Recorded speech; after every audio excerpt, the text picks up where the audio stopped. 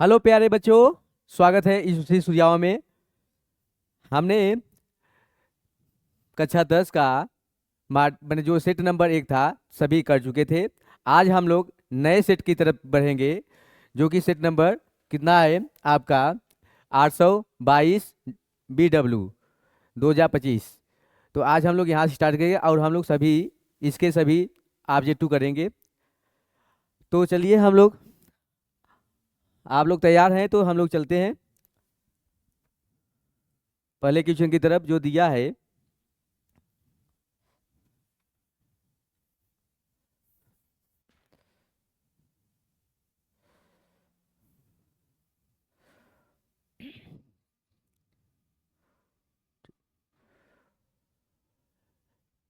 पहला क्वेश्चन दिया है cosec A minus cot A plus माने 1 प्लस कॉस ए का मान होगा।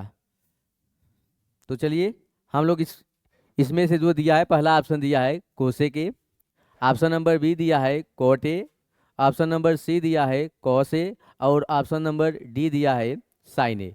तो इस क्वेश्चन का कौन सा सही होगा, आइए हम लोग सॉल्व करते हैं।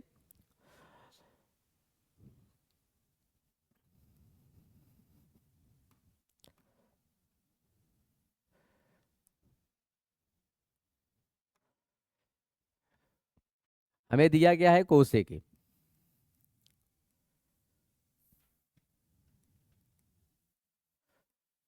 Cosec A minus cot A, cot A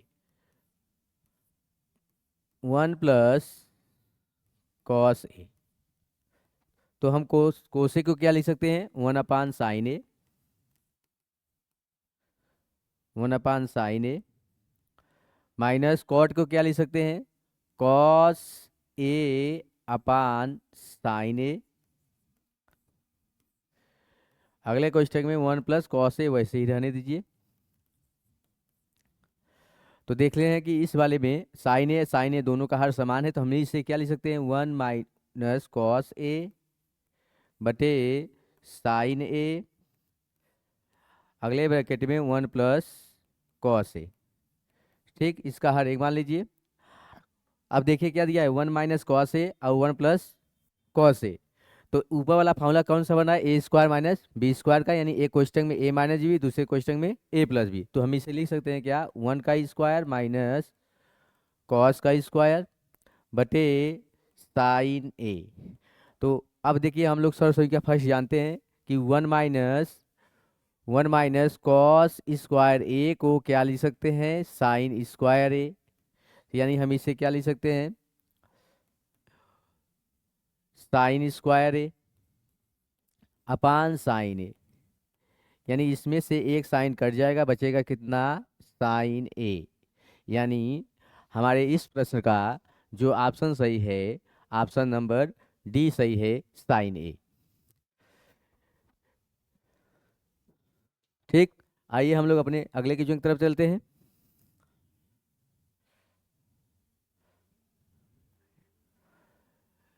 question number 2 दिया है, किसी पासे को एक बार फेंका जाता है तो एक विषम संख्या के आने की प्रायिकता क्या होगी। यानी इसमें एक विषम संख्या आने की प्रायिकता पूछा है। तो ऑप्शन क्या दिया है, ऑप्शन नंबर ए दिया है 1/6, ऑप्शन नंबर बी दिया है 1/2, ऑप्शन नंबर सी दिया है 1/3, ऑप्शन नंबर डी दिया है 1। तो इस प्रश्न का कौन सा विकल्प सही होगा, आइए सॉल्व करते हैं। हम देखते हैं क्या दिया है, एक पासा। यदि यदि एक पासे को एक बार फेंका जाता है, उनमें संख्या आने की जो संभावित मान होता है कितना होता है, 1 2 3 4 5 6। यानी हम कह सकते हैं कि जो जो हमारा सिंपल एक्सपेरिमेंट आएगा, यानी यस का जो मान आएगा,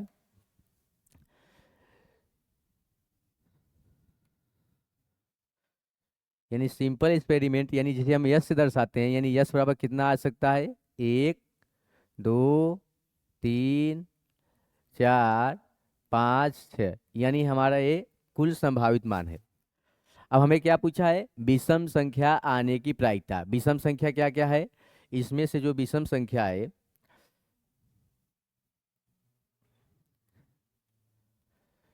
विषम संख्या क्या है? एक है, क्या है? तीन है, क्या है? चार है। तो हम इसे किससे दर्शाते हैं? विषम संख्या यानी ओड नंबर, यानी यन ओड जो दिया है, कितना दिया है? एक, तीन, पाँच होगा। तो हमें प्रायिकता पूछ रहा है, तो प्रायिकता का फार्मूला क्या होता है? पी ओड, माने ओड नंबर, जहाँ ओ क्या दर्शाता है? Odd number. पी यानी ओड नंबर यानी विषम संख्या की प्रायिकता बराबर क्या होता है? यानी एन ओ बटे, हम क्या लिख सकते हैं? यस, यानी कुल संभावित मान।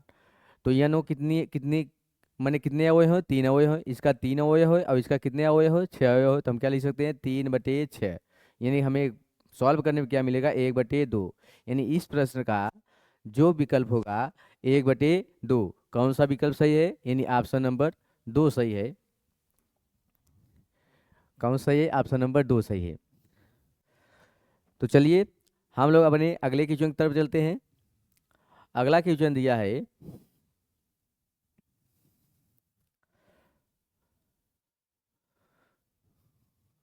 Question number 3। क्या दिया है? निम्नलिखित बारंबारता बंटन का माध्यक वर्ग होगा। माध्यक वर्ग मतलब हम क्या जानते हैं? माध्यिका, जिसे हम क्या कहते हैं? माध्यिका कहते हैं। तो हमें क्या पूछा है?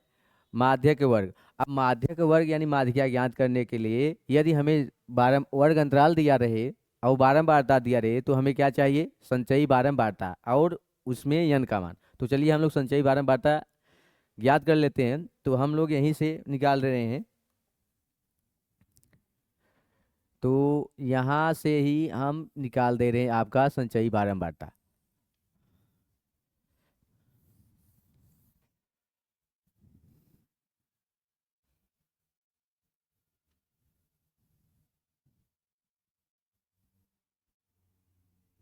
ठीक।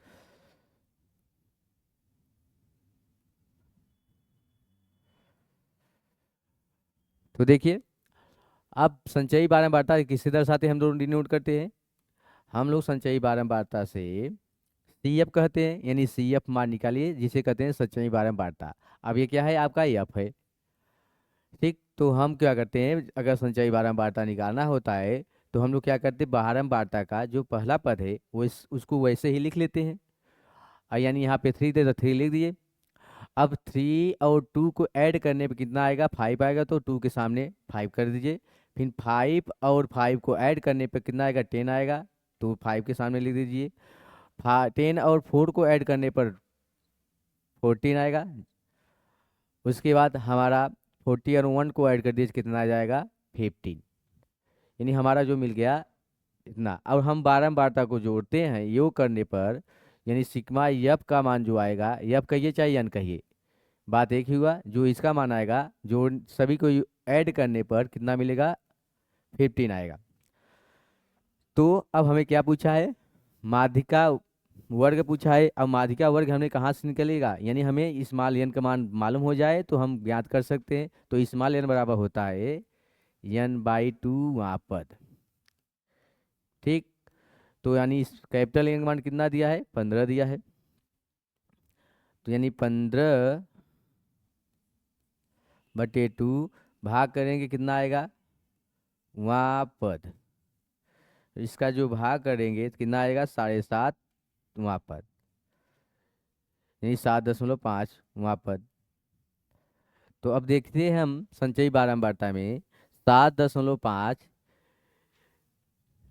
कहाँ आता है? यानी पाँच यहाँ तो नहीं आएगा, पाँच में नहीं आएगा, यानी 10 पे आएगा, यानी इसमें आएगा। यानी हमारा जो संचयी बारंबारता यानी यनवा पद जो मिला, किस में मिला? संचयी बारंबारता 10 में। और 10 के सामने जो वर्ग अंतराल है कितना है? 10 से 15। और यही आपका क्या होगा? माध्यिका वर्ग होगा। यानी हमारा माध्यिका वर्ग कितना मिला? 10 से 15। यानी इस प्रश्न का जो ऑप्शन सही है वो ऑप्शन कौन सही है? ऑप्शन नंबर सी सही है, 10 से 15। ठीक। सबको समझ आया? तो चलिए हम लोग अपने नेक्स्ट क्वेश्चन की तरफ बढ़ते हैं। नेक्स्ट क्वेश्चन दिया है,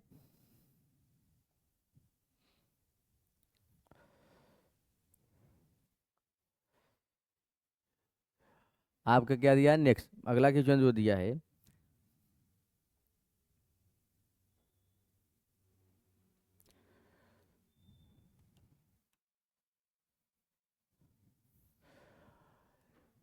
क्वेश्चन नंबर 4 दिया है, निम्नलिखित सारणी का बहुलक वर्ग होगा। जो कि क्या दिया है आपको, वर्ग अंतराल इसमें भी दिया है और बारंबारता दिया है। तो पहला ऑप्शन क्या दिया है, ऑप्शन पहला दिया है 35 से 42, ऑप्शन नंबर बी दिया है 28 से 35, ऑप्शन नंबर सी दिया है 21 से 28, ऑप्शन नंबर डी दिया है 7 से 14। यानी हमें क्या पूछा है अब, बहुलक वर्ग।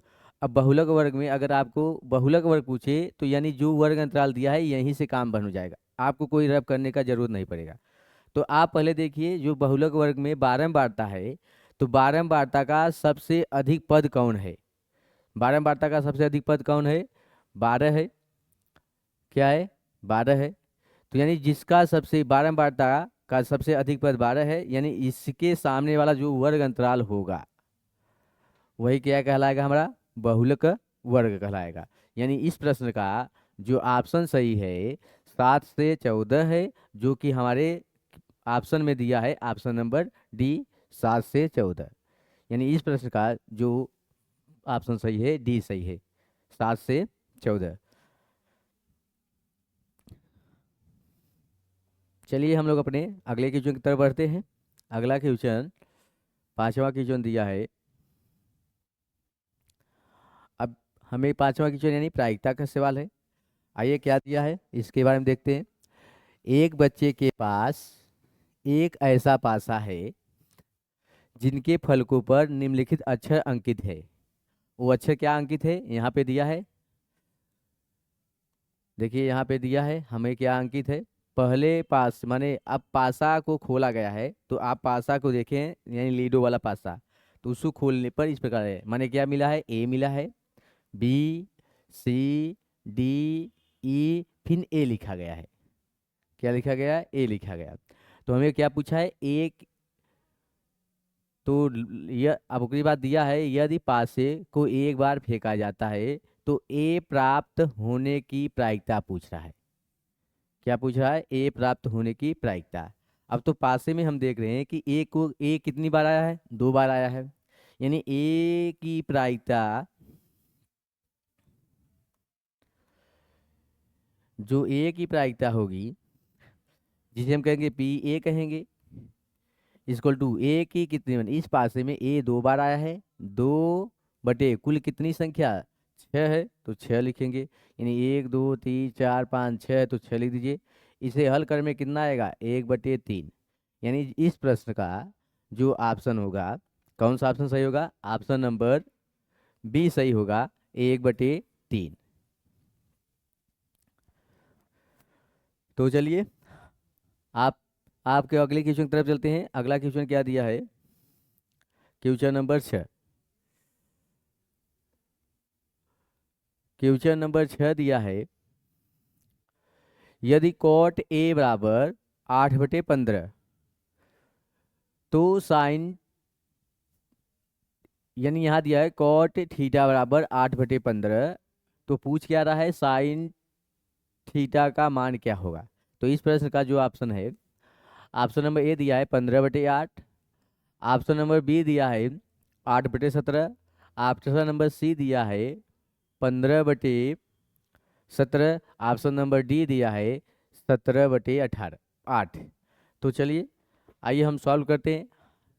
अब हमें क्या दिया है, कोट थीटा का मान दिया है, कितना दिया है, कोट थीटा, कोट थीटा।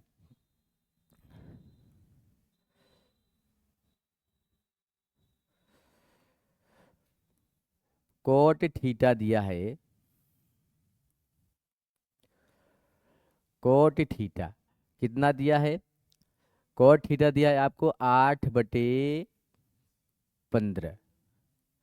अब हम जानते हैं कि कोट थीटा का मान क्या होता है, तो नहीं जानते तो एक ट्रिक आप लोग हमेशा रटे होंगे, लाल बटे कक्का। देखिए ये ट्रिक आप हमेशा याद करें, त्रिकोणमिति का सबसे फेमस ट्रिक, लाल बटे कक्का,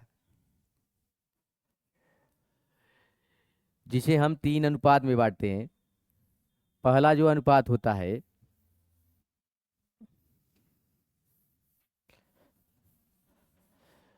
चलिए हम आपको बांट के दिखा दे रहे हैं। माने क्या है कि आपको ये याद होना चाहिए।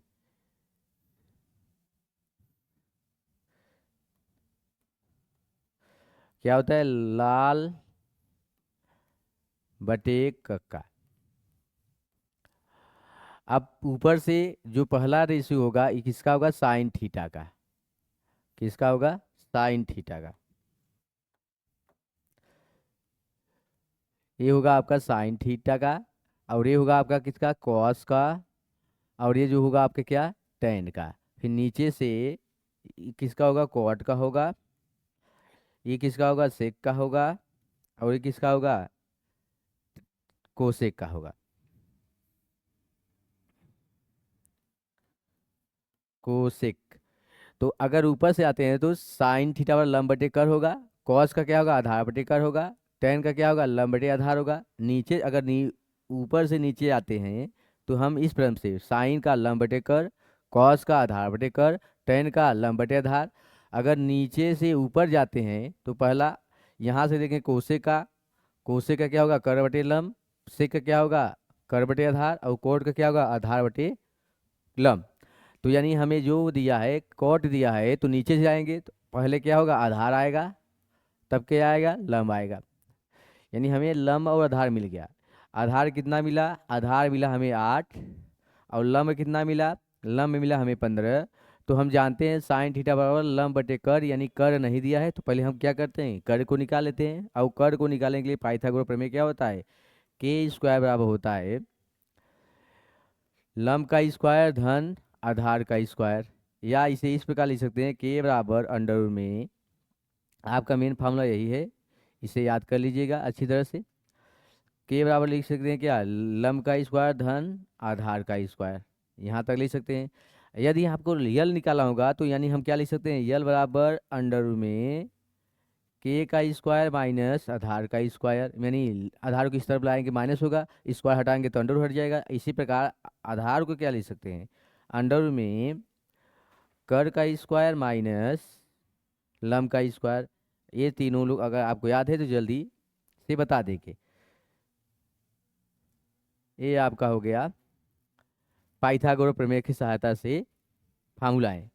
तो चलिए अब हम अपने प्रश्न की तरफ बढ़ते हैं। प्रश्न हमारा क्या दिया है? कॉट थीटा बराबर आर बटे 15। तो चलिए हम आधार मालूम हो गया, कर लंब मालूम हो गया, तो हमें कर निकालना। तो यानी कर बराबर क्या होगा? कर बराबर होगा हमारा अंडर में लंब का स्क्वायर, लंब कितना? 15 का वर्ग कितना होगा? 225 प्लस आधार का स्क्वायर, आधार का वर्ग कितना? 64। दोनों को जोड़ने पर कितना मिलेगा? 289। कितना आएगा? 289। और 289 किसका वर्ग होता है? 17 का। यानी हमारा जो कर्क निकला कितना मिला? 17। अब हमें पूछा किसका है? Sine theta. हमें पूछा किसका है? साइन थीटा का। तो साइन थीटा बराबर होता है, साइन थीटा बराबर यहाँ लिखे हैं लंब बटे कर। लंब कितना? लंब बटे कर। तो लंब कितना? लंब बटे कर। तो लंब कितना है? लंब आप निकाले हैं, दिया है 15। और कर कितना है? 17। यानी हमारे इस प्रश्न का जो ऑप्शन सही है 15/17, जो कि इस विकल्प में, इस प्रश्न का जो विकल्प सही है ऑप्शन नंबर सी सही है। ऑप्शन नंबर सी।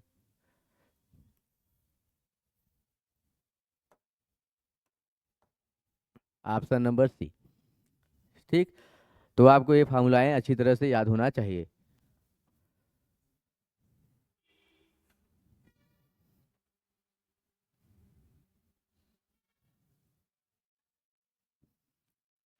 चलिए हम लोग अपने नेक्स्ट क्वेश्चन की तरफ बढ़ते हैं। नेक्स्ट क्वेश्चन क्या दिया है? 7वां क्वेश्चन। 7वां क्वेश्चन दिया है कोसेक 60 अंश का मान होगा। अब आपको सारणी अगर याद होगा तो आप जल्दी से लगा पाएंगे। हमें पूछा किसका है, कोसेक 60 अंश का मान। तो चलिए आपको सारी एक बार रिवाइज करवा देते हैं। अब हम क्या देते हैं, एक साड़ी बनाते हैं पहले।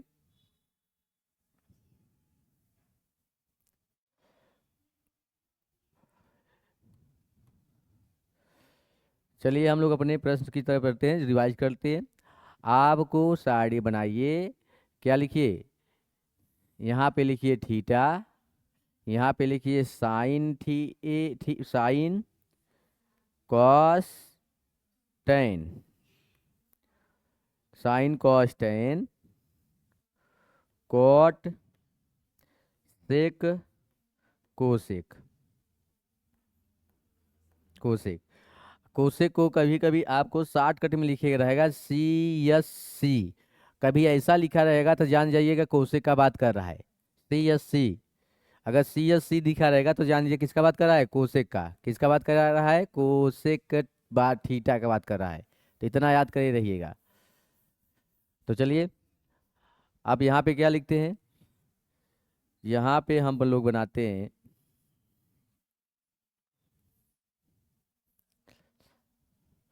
यहाँ पे 30 अंश, यहाँ पे 45 अंश, 60 अंश, पहले 0 अंश, पहले आप लोग लिखिए 0 अंश लिखिए, 0 अंश, 30 अंश, 45 अंश, 60 अंश, तब आखिरी में कितना, 90 अंश। ठीक।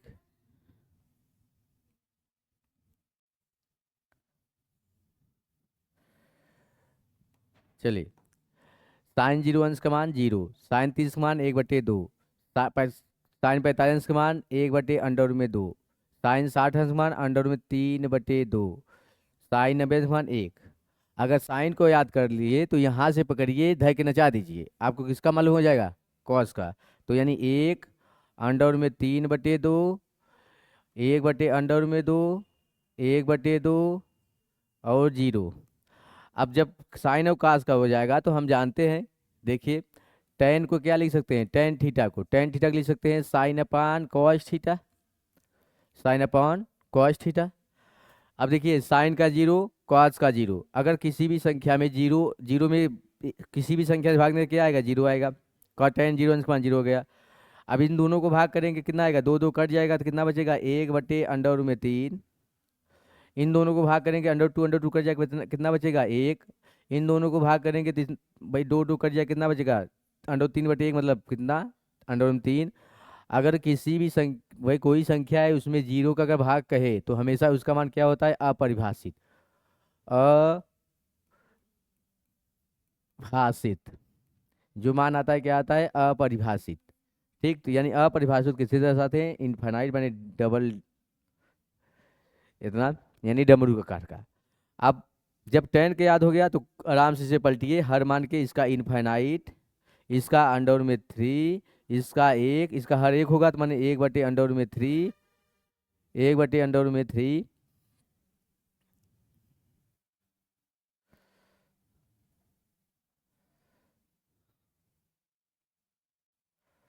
इसका मान क्या होगा, 1/√3, और इसका मान क्या होगा, 0 होगा।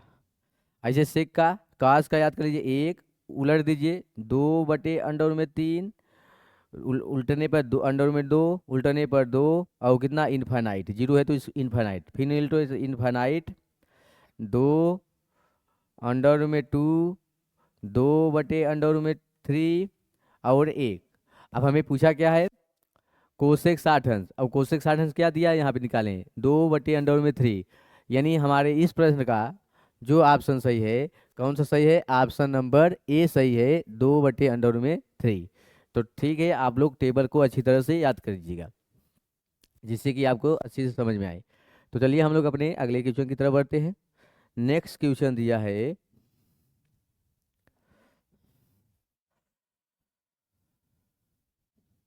नेक्स्ट क्वेश्चन दिया है हमारा,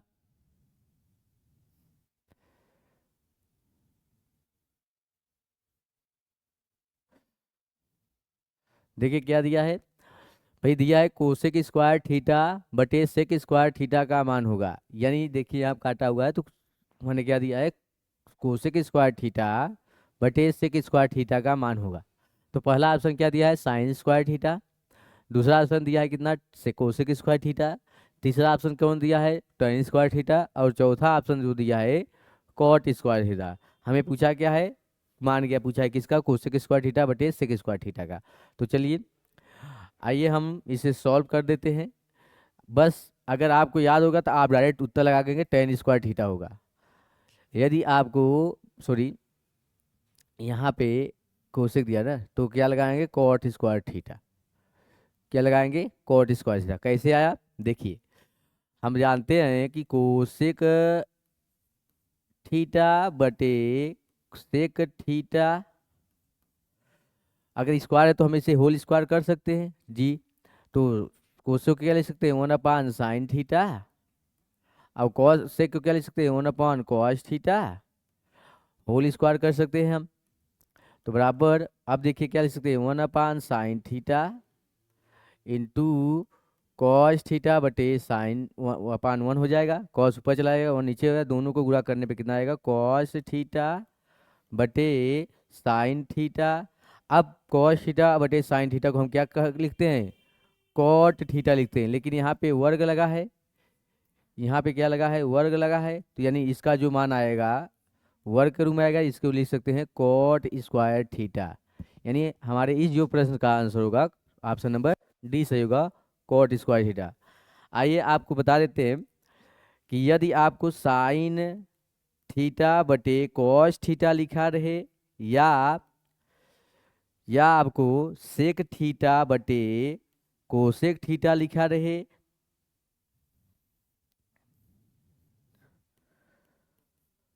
कोसेक थीटा लिखा रहे, इसका जो मान आता है tan थीटा आता है।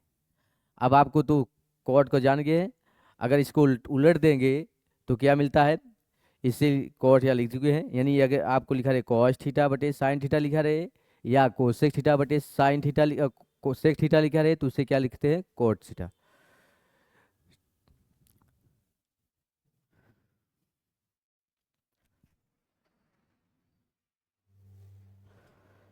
हम लोग नवा क्वेश्चन आइए करते हैं हम लोग।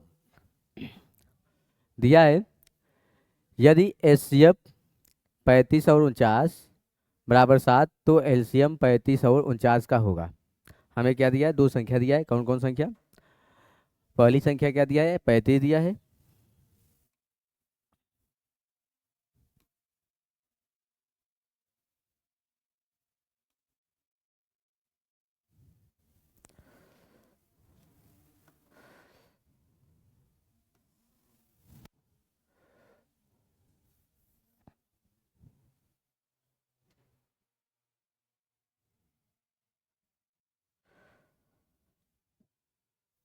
हमारा पहली संख्या दिया है, पहली संख्या दिया है कितना, 35।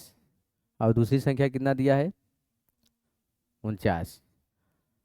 इसका एचसीएफ दिया है आपका, एचसीएफ, एचसीएफ यानी 35 और 49 का कितना दिया है, 7 दिया है। तो हमें क्या पूछ रहा है, एलसीएम। तो हम लोग जानते हैं दोनों संख्याओं का गुणनफल, यानी HCF into LCM equal to होता है पहली संख्या गुणित संख्या, यानी दोनों संख्याओं का गुणनफल के बराबर होता है। तो हमें एचसीएफ मालूम है, तो एलसीएम ज्ञात कर सकते हैं। एलसीएम किसका, 35 49 का। 35 और 49 का, पहली संख्या कितना, 35, दूसरी संख्या कितना, 49 बटे कितना हो जाएगा, एचसीएफ। एचसीएफ कितना है, एचसीएफ हमारा है आपका 7। तो हमें इसे मल्टीप्लाई करने पर कितना आएगा, 5 आएगा। अब 5 का इसमें गुणा कर दीजिए, 5 9 45, 7 से लगा 4, 5 चौके 20 4 24। यानी इस प्रश्न का जो ऑप्शन नंबर है, ऑप्शन नंबर सही है 245। कितना सही है, 245। तो चलिए हम लोग अपने नेक्स्ट क्वेश्चन की तरफ चलते हैं। नेक्स्ट क्वेश्चन दिया है,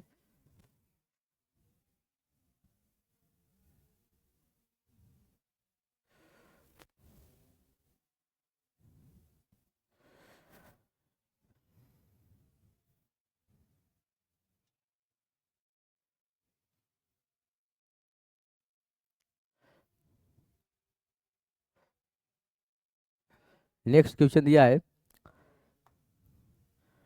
दो संख्याएं 306 और 657 का एचसीएफ होगा। अब वही कहानी हुआ, हम पहले क्या करते हैं, अभाज्य गुणनखंड कर लेते हैं, यानी किसका, 306 का। 306 का अभाज्य गुणनखंड कर लीजिए, और कितना, 557 का। तो दोनों का अगर अभाज्य गुणनखंड करते हैं, 306 का अभाज्य गुणनखंड कितना आएगा, 2 से, 2 का 2, 2 पचे 10, 2 त्याई 6। अब हम 3 से इसे मल्टीप्लाई करेंगे, कितना आएगा, 3 पचे 15, 3 एका 3, फिर 3 से मल्टीप्लाई करेंगे, कितना आएगा, 3 एका 3, 3 सते 21, फिर 17 से। इसका जो आएगा अभाज्य गुणनखंड कितना आया, 2 गुणित्ते 3 घाते 2 गुणित्ते कितना आ जाएगा, 17 आ जाएगा। अब हम लोग किसका करते हैं, 657 का। 657 का अब लास्ट में क्या है, कितना आया है, 2 7 है, जो कि 2 से डिवाइड नहीं होगा, अतः हम 3 से चेक करते हैं। 3 से कितना आएगा, 3 दूनी 6, 3 एका 3, 3 नवा 27। फिर 3 से अगर हम करते हैं तो 3, 3 सते 21, फिर 3 त्रिका 9। अब ये डायरेक्ट 73 से कटेगा, 73 का 73। तो हमारा जो इसका खंड हुआ, 3 घाते 2 गुणित्ते कितना, 73, यानी ये हमारा अभाज्य गुणनखंड हो गया। अब एचसीएफ के बारे में हम लोग जानते हैं कि जब दो संख्या दिया हो, दो या दो से अधिक संख्याओं की बात हो, तो उन संख्याओं को अभाज्य गुणनखंड करके उसे क्या करते हैं, घात रूप में लिखते हैं। अब घात रूप में लिखने के बाद हम यह चेक करते हैं कि उन दोनों संख्याओं में कॉमन पद कौन है। और कॉमन पद क्या है इसमें, इन दोनों में कॉमन पद 3 है, और 3 है अगर कॉमन पद, तो उसका मिनिमम घात लिया जाता है। कितना लिया जाता है, मिनिमम घात। और मिनिमम घात क्या है, दोनों का कॉमन पद में 3 है, और 3 का जो मिनिमम घात है 2 है। इसलिए हमारा जो एचसीएफ होगा, किसका, एचसीएफ, एचसीएफ कितना, 306 कामा 657 का जो एचसीएफ आएगा, 3 घाते 2 आएगा, और 3 घाते 2 का वर्ग करें कितना आएगा, 9। यानी इस प्रश्न का जो हमारा ऑप्शन सही होगा, ऑप्शन नंबर बी सही होगा, 9।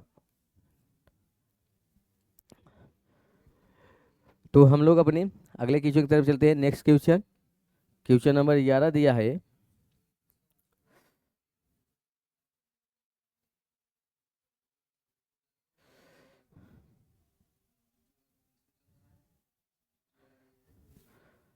क्वेश्चन नंबर 11 क्या दिया है, देखिए, दो संख्याओं के एलसीएम एवं एचसीएफ क्रमशः 168 तथा 6 है।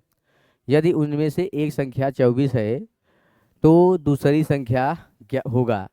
तो अब वही फार्मूला, फिर आपको फार्मूला बता चुके हैं कि हमें एलसीएम दिया है, एलसीएम कितना दिया है, 168, और एचसीएफ दिया है, एचसीएफ दिया है कितना, 6।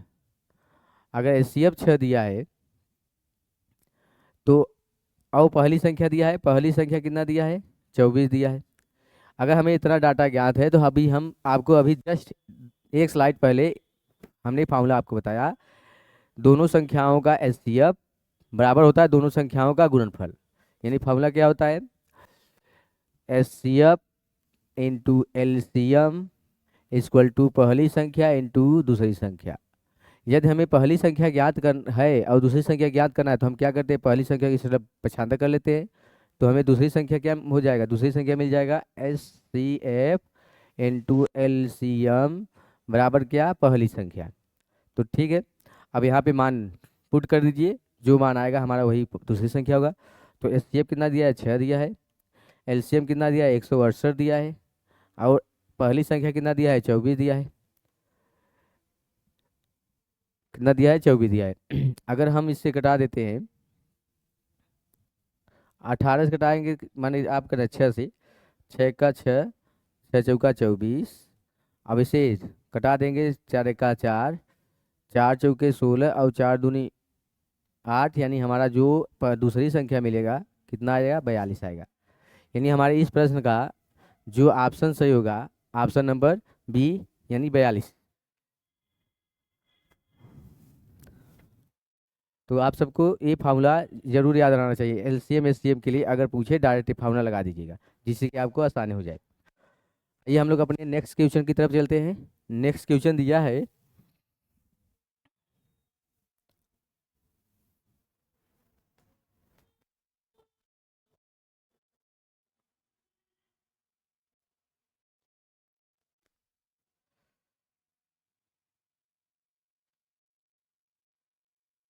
नेक्स्ट क्वेश्चन क्या दिया देखिए, बढ़ावा नंबर दिया है दो बिंदुओं ए कामा बी और बी दो ए कामा बी की बीच की दूरी होगा।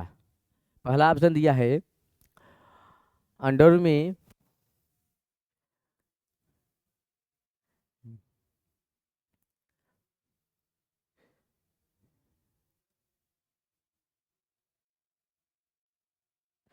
यहाँ पे बना लीजिए पूरा होल अंडर बना लीजिए। यहाँ पे हमारा जो आंसर होगा पूरा अंडर होगा, यहाँ पे पूरा अंडर होगा, ठीक है, इतना बना लीजिए। चलिए अब हम लोग क्या करते हैं, देखिए पहला ऑप्शन जो दिया है अंडर में A square plus B square. Option number B दिया है दो अंडर में A square plus B square. और ऑप्शन नंबर सी दिया है A plus B. Option number D दिया है दो। तो हमें क्या दिया है, दो बिंदु दिया है और दोनों बिंदुओं के बीच की दूरी पूछ रहा है। और दो बिंदुओं के बीच की दूरी की जो फार्मूला होता है, दो बिंदुओं के बीच की दूरी फार्मूला क्या होता है, डी बराबर होता है अंडर में x2 माइनस x1 का whole square plus y2 minus y1 का होल स्क्वायर। तो हमारा फार्मूला यही होता है। आइए हम लोग मान रखते हैं, इसे मान लीजिए पहले बिंदु को x1 मान लीजिए और y1 मान लीजिए, और दूसरे बिंदु को x2 मान लीजिए, दूसरे और क्या मान लीजिए, y2 मान लीजिए। तो अब यही मान हम यहाँ पे रख के सॉल्व करने पे जो हमारा मान प्राप्त होगा हमारे प्रश्न का वही विकल्प सही होगा। तो चलिए हम लोग मान रखते हैं d बराबर अंडर में क्या दिया है 2a माइनस x1 मान कितना दिया है a का होल स्क्वायर प्लस y2 मान कितना दिया है 2b माइनस y1 मान दिया है b का होल स्क्वायर। अब इन दोनों का मान हम सॉल्व करने पे जो आता है, दो ए में से अगर ए घटाएंगे तो कितना आएगा ए, यानी ए स्क्वायर, प्लस दो बी में से बी घटाएंगे कितना आएगा बी आएगा, यानी बी स्क्वायर। यानी हमारे इस प्रश्न का जो उत्तर सही होगा वो ऑप्शन नंबर ए सही होगा, अंडर में A square plus B square.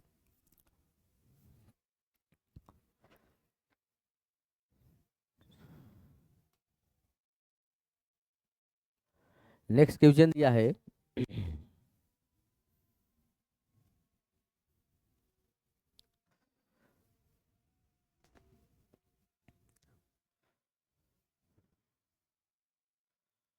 हमारा 13वां क्वेश्चन दिया है, देखिए हमें क्या दिया है, यदि एक से माने 5 सेमी त्रिज्या वाले एक वृत्त के बिंदु P पर स्पर्श रेखा PQ केंद्र O से जाने वाली एक रेखा से बिंदु Q पर इस प्रकार मिलती है कि PQ बराबर 12 सेंटीमीटर, तो OQ की लंबाई होगी।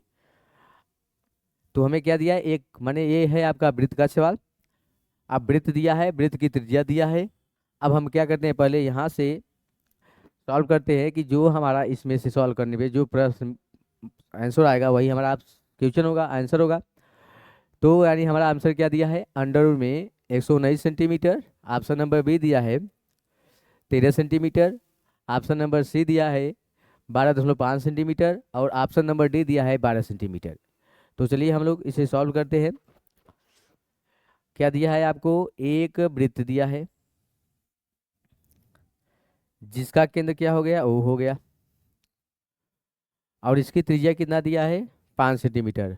और क्या करा है कि एक वृत्त बिंदु P पर स्पर्श रेखा PQ, मतलब यहाँ पे कोई बिंदु P होगा और एक स्पर्श रेखा PQ खींचा गया है, यहाँ पे आपका Q होगा, ठीक, इतना दिया है।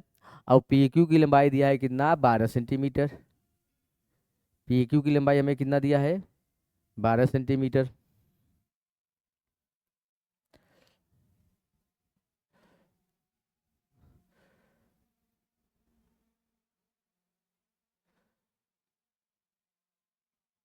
और त्रिज्या हमारा दिया है 5 सेंटीमीटर।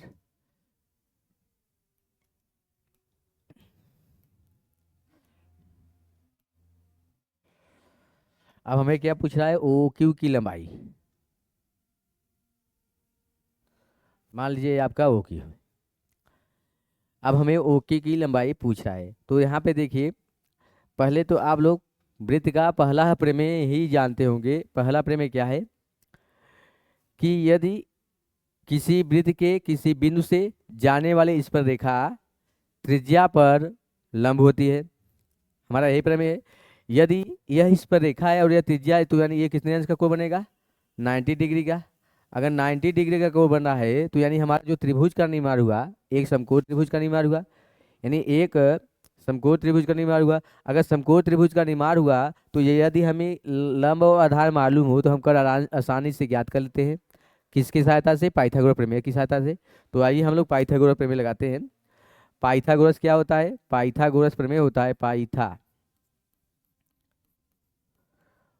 पाइथागोरस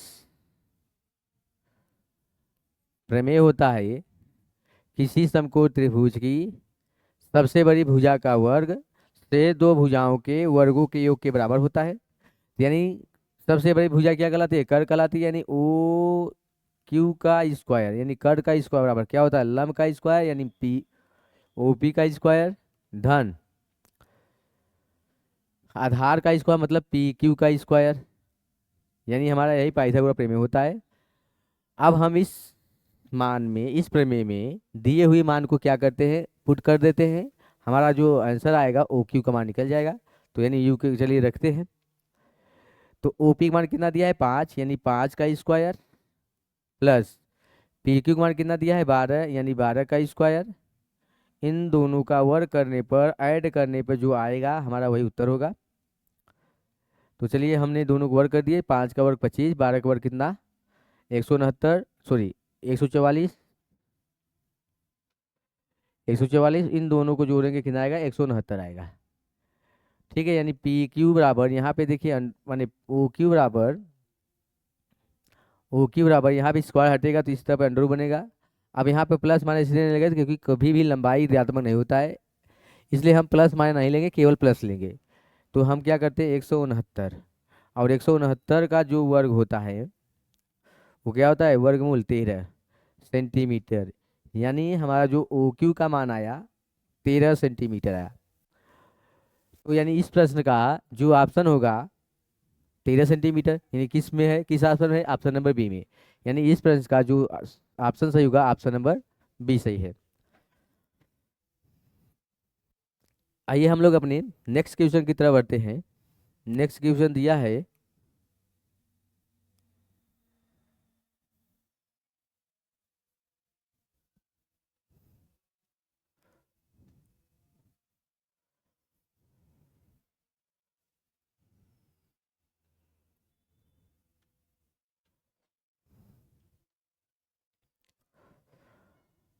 देखिए नेक्स्ट क्वेश्चन क्या दिया है। यदि ए बी सी, एक त्रिभुज दिया है, ए बी सी दिया है, ए बी सी तथा त्रिभुज डी ई एफ और कोण बी बराबर है कोण ए के, तो वे समरूप होते हैं। इसका मतलब ये दोनों त्रिभुज क्या है, समरूप है, जिसमें कोण बी बराबर दिया है कोण ई के, इतना दिया है। तो कह रहा है कि समरूप होंगे यदि, अगर कोण बराबर है, इसका मतलब ऐसा भुजा चुनिए जिसमें दोनों में बी आए। ठीक है, यहाँ पे देखिए बी आ रहा है लेकिन यहाँ पे बी नहीं आ रहा है, इसमें ये गलत हो जाएगा। यहाँ पे बी आ रहा है लेकिन यहाँ पे ई नहीं आ रहा है। ठीक है, कोड बी आए तो यानी बी दोनों में नहीं आ रहा है, इसमें भी नहीं आ रहा है, ये गलत हो जाएगा। अब यहाँ पे देखिए बचा क्या है, ए बी, ठीक है यहाँ पे बी है, और यहाँ पे भी है, ठीक है। लेकिन कोड ई, नीचे भी कोड ई आना चाहिए, दोनों में कोड ई आना चाहिए, कॉमन होना चाहिए। तो यहाँ पे कोड ई है, लेकिन यहाँ पे कोड ई नहीं है। इसलिए इन तीनों ऑप्शन में से हम क्या देखें, अगर समरूप होता है तो देखिए क्या होता है कि भुजाओं का अनुपात बराबर होना चाहिए। अगर भुजाओं का अनुपात बराबर है तो यानी दोनों में कॉमन चीज़ क्या होना चाहिए, क्योंकि भाई कोड देखिए ध्यान से, अब त्रिभुज दोनों बना दे रहे हैं। अगर ये दोनों त्रिभुज बना दे रहे हैं तो यानी ए हो गया, ए हो गया, ए हो गया, बी हो गया, ए हो गया, सी। अगला क्या है, डी ई एफ है। ए मान लीजिए डी है, ए आपका क्या है, ई है, और ये आपका क्या है, एफ है, ठीक है। अगर ये कोड बी के बराबर है तो इसके अंतर्गत भुजाएं, इसके अंतर्गत भुजाओं का अनुपात भी क्या होना चाहिए, बराबर होना चाहिए, ठीक है। यानी हमेशा जब जो कोड, अगर एक कोड बराबर दिया है तो उसके अंतर्गत भुजाओं ही लेना चाहिए। अन्य भुजा अगर लेंगे तो यानी हमारा जो समरूपता का नियम होगा यहाँ पे गलत सिद्ध होता है। इसलिए हम लोग क्या करते हैं कि यानी अब देखिए इसके अंतर्गत ए बी आ रहा है, कोड बी के अंतर्गत क्या रहा है, ए बी आ रहा है, और कोड ई के अंतर्गत क्या ए डी आ रहा है, मैंने डी ई आ रहा है। तो यानी हम क्या लिखेंगे, यानी ए बी बटे डी ई बराबर, अब इसके अंतर्गत क्या आ रहा है, भाई ये तो हो गया, ठीक है। ये अंतर्गत भुजा तो है नहीं, इसको ले नहीं लिए गए, इससे नहीं लेंगे, मैंने इसके अंतर्गत ये भुजा आ रहा है। अब ए भुजा आ रहा है, ई के अंतर्गत ए भुजा और बी के अंतर्गत ए भुजा, तो मतलब हम क्या करेंगे, बी सी बटे ई एफ। यदि आपको ऐसा सवाल दे, एक कोड दिया रहे और भुजाओं का अनुपात पूछे, तो आप हमेशा उसके अंतर्गत भुजाओं को ही चुनिएगा, दूसरा और कोई नहीं चुनिएगा, जिससे नहीं तो गलत हो जाएगा। तो इसलिए हमने क्या किया, यहाँ पे देखिए, अब यहाँ पे आप मिला लीजिए, हमने क्यों काटा था, यहाँ पे बी कोड था लेकिन यहाँ पे बी नहीं था कोई भी, इसलिए ये कट गया। यहाँ पे बी है, बी है, ठीक है, ठीक है। यहाँ पे बी है, इसको अभी चेक नहीं किए थे हम, इसको चेक किए थे सी वाला। यहाँ पे बी है, यहाँ पे बी नहीं है, ये भी काट दिए कोड बी। यहाँ पे बी है, यहाँ पे बी है, यानी चेक किए, लेकिन ए भी तो होना चाहिए, जो ई है, कोड बी ई के बराबर है तो नीचे भी ई दोनों आना चाहिए। यहाँ पे ई आ रहा है और यहाँ पे ई नहीं आ रहा है, इसलिए हम इन तीनों ऑप्शन को आपस में क्या किए, गलत साबित किए। तो बचा हमारा जो ऑप्शन वही सही होगा।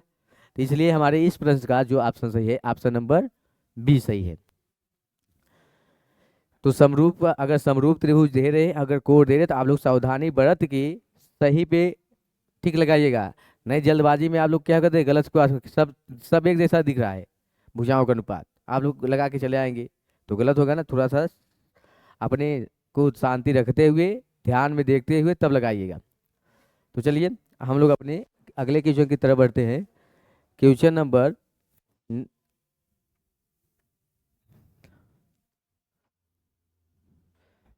आइए हम लोग अपने 15वां क्वेश्चन की तरफ बढ़ते हैं, जो कि दिया है 7 सेमी त्रिज्या वाले एक वृत्त के एक त्रिज्यखंड का कोण 90 अंश है, तो त्रिज्यखंड का क्षेत्रफल होगा।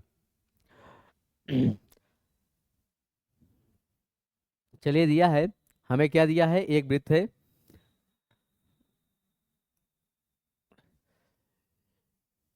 एक वृत्त है जिसका क्षेत्रफल ज्ञात करना है, मैंने त्रिज्यखंड का क्षेत्रफल ज्ञात करा, तो इसकी त्रिज्या दिया है। मान लीजिए आपका केंद्र है, जिसकी त्रिज्या कितना दिया, 4, मैंने दिया है 7 सेंटीमीटर, और केंद्र पर कितना अंतरित कोण करा है, 90 अंश, कितना करा, 90 अंश, और इसकी जो त्रिज्या है कितना है, 7 सेंटीमीटर। अब कह रहा है कि इसका क्षेत्रफल ज्ञात कीजिए, तो यानी वृत्तखंड का क्षेत्रफल हमें ज्ञात करना है, तो यानी इस पूरे एरिया का क्षेत्रफल चाहिए। तो हम जानते हैं कि त्रिज्यखंड का क्षेत्रफल जो फार्मूला होता है, जो एरिया होता है, पाई आर स्क्वायर थीटा बटे 360 अंश, यही होता है। अब इसमें सबका मान रख दीजिए, आपका क्या हो जाएगा आंसर, हमें पाई थीटा बराबर, मैंने ए बराबर एरिया जो आ जाएगा, बाई पाई का मान 22/7 गुत्ते आर मतलब 7/7 गुत्ते थीटा मतलब 90 अंश बटे 360 अंश। ठीक है, या तो आप पूरा बटा कर दीजिए या इस पे बटा कर दीजिए, या हम इसे इस प्रकार भी लिख सकते हैं, पाई आर स्क्वायर बटे थीटा बटे 360 अंश। ठीक है, एरिया हम ऐसे भी लिख सकते हैं, तो वही लिखें, तो यहाँ से साथ साथ कट जाएगा, और 90 से 90 चौका 360 हो जाएगा। अब इसे कटाएंगे, कितना आ जाएगा, 2 से कटा दीजिए, 2 दूनी 4, 2 ग्रह में 22, तो 11 का इसमें कैलकुलेट कर दीजिए, कितना आ जाएगा, 11×7=77/2। अब हमें क्या दिया है, भाग करेंगे, कितना आएगा, 2×3=6, 2×8=16, 2.5 सेंटीमीटर स्क्वायर। यानी हमारा जो इस प्रश्न का ऑप्शन है, ऑप्शन नंबर सी सही है, कितना, 38.5 सेंटीमीटर स्क्वायर। तो अब आइए आपको कुछ और स्टेप और, अगर आपको पूछे, क्या पूछे, माने त्रिज्यखंड की लंबाई पूछे, यानी कह दे कि इस, यानी मान लीजिए ये है, ये बी है, इसकी लंबाई पूछे, लंबाई किसकी, त्रिज्यखंड की, त्रिज्यखंड की लंबाई पूछे, या कह दे कि चाप की लंबाई, अगर हमें चाप की लंबाई पूछ रहा है, चाप की, चाप की लंबाई, चाप की लंबाई जो फॉर्मूला होता है, pi R square, sorry, pi R थीटा/180, ये होता है चाप की लंबाई, या पूरा बटा कर दीजिए या बटे 180 कर दीजिए। ये आपकी हो गया चाप की लंबाई की फार्मूला, और त्रिज्यखंड का जो क्षेत्रफल है, क्या कौन सी फार्मूला है, ये हो गया आपका त्रिज्यखंड का फार्मूला। ठीक है, अगर हमें पूछे पूरे चाप की लंबाई, अगर अब यानी तो चाप हो गया, अगर कह दे त्रिज्यखंड की लंबाई भी ज्ञात कीजिए, त्रिज्य खंड की लंबाई, अगर त्रिज्यखंड की लंबाई बात करें, तो देखिए चाप की लंबाई, चाप की लंबाई प्लस ये एक दूरी और ये दूरी, तो ये दोनों त्रिज्या है, तो 2 गुते त्रिज्या, 2 गुते क्या होगा, त्रिज्या होगा। यानी हम इसे लिख सकते हैं, पाई आर थीटा/180 × 2r, त्रिज्या को 2r करते हैं, यानी हमें त्रिज्यखंड का कुल लंबाई आ गया। ठीक, तो वैसे ही आप लोग अच्छी तरह से फार्मूलाएं को अपने दिमाग में बैठा लीजिए, आप जी टू किस भी प्रकार पूछ सकता है। तो चलिए हम लोग अपने अगले क्वेश्चन की तरफ बढ़ते हैं। नेक्स्ट क्वेश्चन दिया है,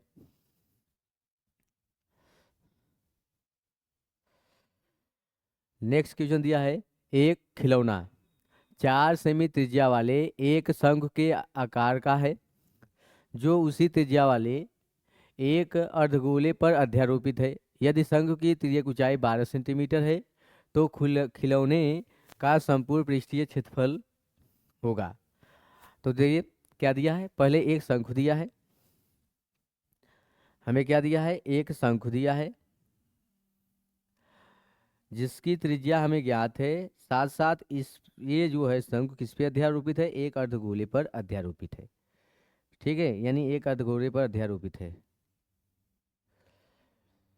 तो अर्धगोले पर अध्यारोपित है, यहाँ से इसकी त्रिज्या जो हो जाएगी, यानी मान लीजिए अगर वो है, ये आपका ए है, तो त्रिज्या हमें मिल गया, खिलौने के जो त्रिज्या है, यानी आर का मान दिया है, कितना दिया है, 4 सेंटीमीटर। ठीक, और उसी त्रिज्या वाला, अब इसका त्रिज्यक ऊंचाई दिया है, त्रिज्यक ऊंचाई यानी यल दिया है, यल कितना दिया है, 12 सेंटीमीटर। अब कह रहा है खिलौने का संपूर्ण पृष्ठीय क्षेत्रफल। देखिए खिलौने का संपूर्ण पृष्ठीय क्षेत्रफल क्या होता है, अब इतना तो ढक लिया गया है, ये भाग अगर ढक गया तो हमें बचेगा कितना, यानी शंकु का वक्रपृष्ठ, शंकु का वक्रपृष्ठ प्लस किसका, अर्धगोले का वक्रपृष्ठ। तो हमें क्या चाहिए, संपूर्ण पृष्ठ अगर ज्ञात करना है, खिलौने का, खिलौने का संपूर्ण पृष्ठ, संपूर्ण पृष्ठ की बात कर रहा है, खिलौने के संपूर्ण पृष्ठ माने हम क्या निकालेंगे, शंकु का वक्र पृष्ठ, शंकु का वक्र पृष्ठ प्लस अर्धगोले का वक्रपृष्ठ, अर्धगोले का वक्रपृष्ठ, ये हमारा फार्मूला हो गया। अब चलिए रखते हैं यहाँ पे, शंकु का वक्रपृष्ठ होता है पाई आर यल प्लस अर्धगोले का वक्रपृष्ठ होता है 2 पाई आर स्क्वायर। दोनों की त्रिज्या समान है इसलिए हम 2 पाई आर कर दीजिए। अब यहाँ पे पाई आर अगर हम कॉमन ले लेते हैं तो बचेगा क्या, R plus L plus 2 R, यही बचेगा। देखिए पाई आर कॉमन ले लीजिए तो यल बचा और 2 आर बच गया। अब यहाँ पे मान रख दीजिए, इसमें मान रखने पर जो मान आएगा हमें,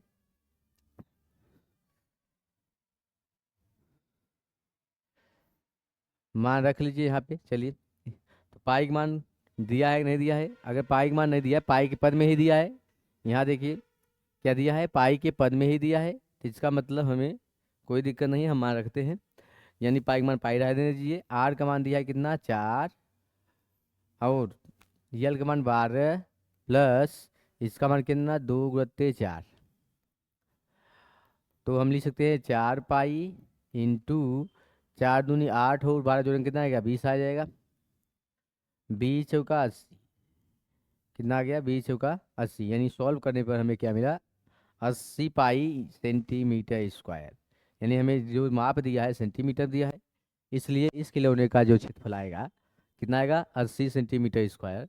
पाई में आया। तो हमारे जो इस प्रश्न का जो ऑप्शन है कौन सा सही है, ऑप्शन नंबर डी सही है, 80 पाई। आइए हम लोग अपने अगले क्वेश्चन की तरफ बढ़ते हैं। 17वां क्वेश्चन, द्विघात बहुपद x² प्लस 7x प्लस 12 के शून्यक होंगे। ऑप्शन नंबर ए दिया है -4 -3, ऑप्शन नंबर बी दिया है -6 -2, ऑप्शन नंबर सी दिया है 4 -3, और ऑप्शन नंबर डी दिया है -6 2। तो चलिए इसे सॉल्व करते हैं। क्या दिया है हमें, दो घात बहुपद दिया है। अब दो घात बहुपद अगर दिया है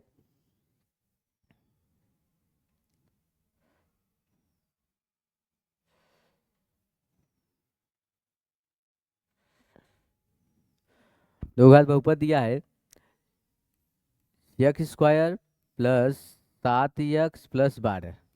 तो हम क्या करते हैं, हम लोग 7 को यानी यक्स के गुणांक को दो भागों में तो बांट देते हैं।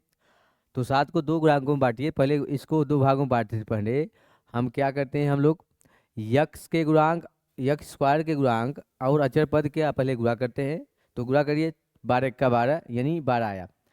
अब 7 को ऐसे दो भागों में विभाजित कीजिए कि गुणा करने पर हमें कितना मिले, 12 मिले, जोड़े या घटाए पे कितना मिले, 7 मिले। यहाँ पे सब प्लस है यानी यहाँ पे जोड़ने का बात होगा, घटाने का कोई बात नहीं होगा, इसलिए क्या होगा, 4 और 3 अगर हम खंड करते हैं तो दोनों को जोड़ने पे कितना मिलेगा, 12 मैंने 7 आएगा, और गुणा करने पे कितना आएगा, 12 आएगा। तो चलिए हमारा जो खंड मिला, x² plus 3x plus 4x plus 12। तो इसमें से दो पद ले लीजिए, x बाहर कर लीजिए, x प्लस 3, और प्लस इसमें से 4 बाहर करेंगे कितना मिलेगा, x प्लस 4 3। जब 4 बाहर करें तो भाग करेंगे कितना आ जाएगा, 3 आ जाएगा। यानी x प्लस 3 बाहर करते हैं तो बचेगा कितना, x प्लस 4। या तो अब शून्य पूछा है, या तो ये पूरा पद 0 होगा या तो ये पद 0 होगा। यदि x प्लस 3 बराबर 0 होगा जो शून्य क्या आएगा, -3 आएगा। यदि x प्लस 4 बराबर 0 अगर होगा तो x बराबर कितना आएगा, -4 आएगा। यानी इस पद का जो शून्य क्या आया, इस पद का जो शून्य क्या कितना आया, यानी जो शून्य क्या आया, -3 -4। यानी हमारे प्रश्न का जो ऑप्शन सही है, ऑप्शन नंबर ए सही है, -4 -3।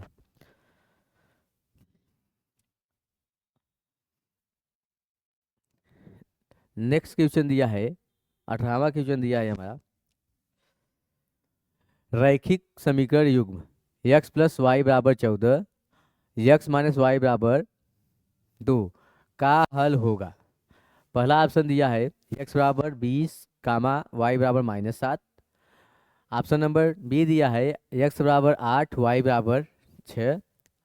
ऑप्शन नंबर सी दिया है x बराबर -8 वाई बराबर -6। और ऑप्शन नंबर डी दिया है x बराबर 10 y बराबर 4। तो आइए, अब यानी क्या दिया है कि यक्स वाई का मान दिया है आपको और जल्दी चाहिए, तो यानी यक्स वाई का मान रखिए जल्दी से। जना जोड़ने पे कितना है, 14 है। भाई यहाँ पे जोड़ने की बात कर रहा है, अगर यानी देखिए 20 में से -6 घटाएंगे कितना आएगा, 14 आएगा, ठीक है, ये बात हुआ। लेकिन इन दोनों को घटाने पर हमें कितना भी आना चाहिए, 2 आना चाहिए। अगर हम X plus Y minus Y है, यक्स माइनस वाई बराबर अगर हम 2 लाना चाहते हैं तो यक्स मान कितना रखेंगे, 20 रखेंगे, और वाई मान -6 रखेंगे तो प्लस हो जाएगा, हमारे बराबर 26 जाएगा, जो कि यह ऑप्शन लागू नहीं हो रहा है। तो यानी आप इसी प्रकार चेक करके रख सकते हैं, बिना सॉल्व किए चेक करके रख सकते हैं कि जो ऑप्शन सही होगा कौन सा सही होगा, ऑप्शन नंबर बी सही होगा। कैसे देखिए, 8 और 6 को जोड़ेंगे कितना आएगा, 14 आएगा, ठीक है। 8 में से 6 घटाएंगे कितना आएगा, 2 आएगा, ठीक है। यानी हमारे प्रश्न का जो ऑप्शन सही है वो ऑप्शन नंबर बी सही है, 8, 6। और कोई भी ऑप्शन रख के चेक करेंगे तो नहीं आएगा। अगर आपको सॉल्व करके लगाना है तो क्या करें, यक्स प्लस वाई बराबर 14, यक्स माइनस वाई बराबर कितना 2 दिया है, बिलोपन विध लगा लीजिए दोनों को जोड़ने पर। जब दोनों को जोड़ेंगे कितना आएगा, यक्स 2 यक्स बराबर कितना 16 आ जाएगा, यानी यक्स का मान कितना आ जाएगा, 8 आ जाएगा। अब इस प्रश्न में यक्स बराबर 8 दिया है, केवल एक ही ऑप्शन में +8 है, यहाँ पे 8 है लेकिन माइनस में है, इसलिए माइनस वाला तो होगा नहीं। अब इतना तो समझ जाते हैं कि वाई मान कितना आएगा, इसमें रखेंगे तो कटाएंगे कितना आ जाएगा, 6 आ जाएगा, यानी वाई मान कितना मिला, 6 मिला। यानी हमारे प्रश्न का जो ऑप्शन सही होगा ऑप्शन नंबर बी, यानी यक्स बराबर 8 और वाई बराबर 6 होगा।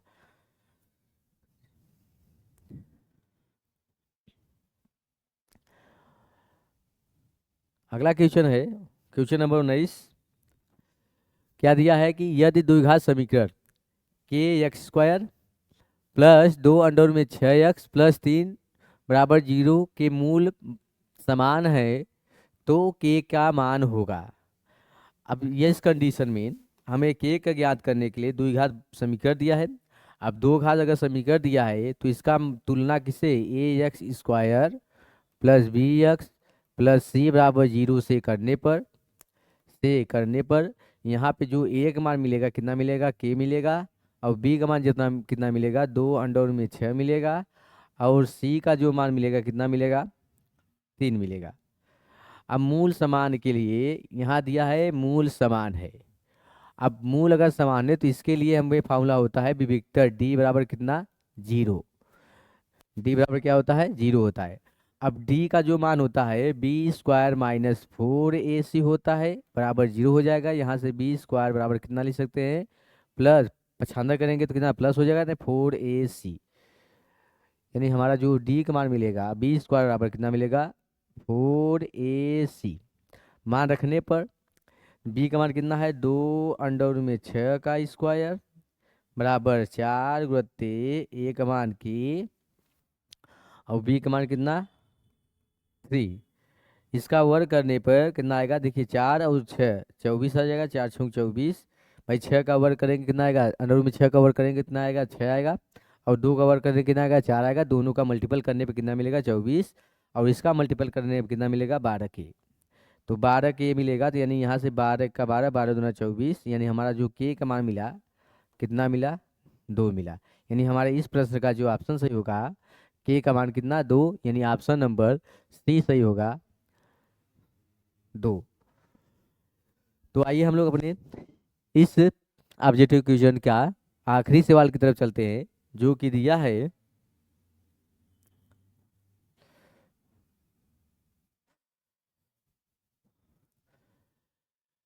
क्वेश्चन नंबर 20वां दिया है।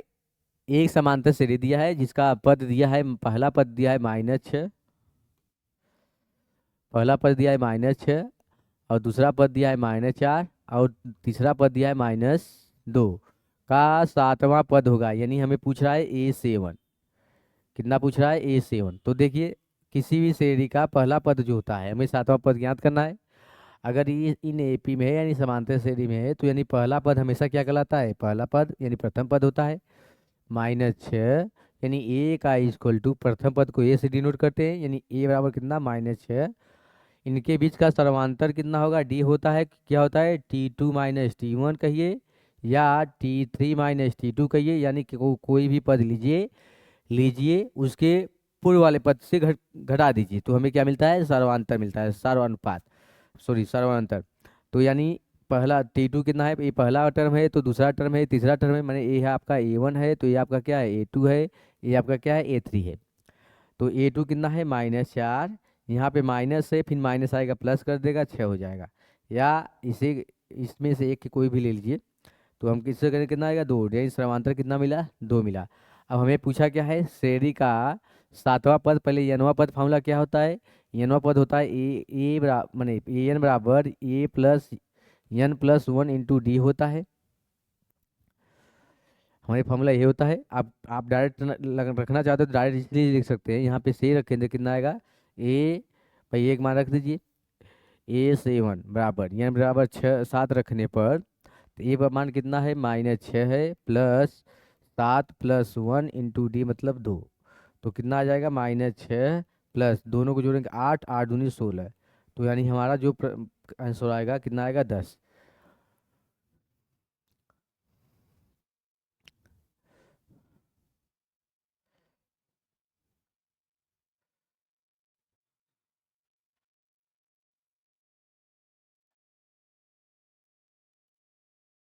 सॉरी यहाँ पे माइनस रहेगा, ए एन बराबर होता है A plus n-1 into D होता है फार्मूला, ठीक। तो यहाँ पे n बराबर 7 रख दिए, -6 प्लस यहाँ पे आपका हो जाएगा 7 -1 इंटू 2, तो -6 प्लस 6 × 2, -6 प्लस 6 दूनी 12, घटाएं कितना आएगा, +6 हो जाएगा, यानी हमारे इस प्रश्न का जो ऑप्शन सही होगा, ऑप्शन नंबर डी सही होगा। सर माने सातवां पद कितना आएगा, 6 आएगा। तो हमने यानी इस सेट का 822 वाले सेट का सभी आपसे ऑब्जेक्टिव कर चुके हैं। अब हमने अब हम लोग क्या करेंगे, इसके सभी वह सुनिश्चित करेंगे।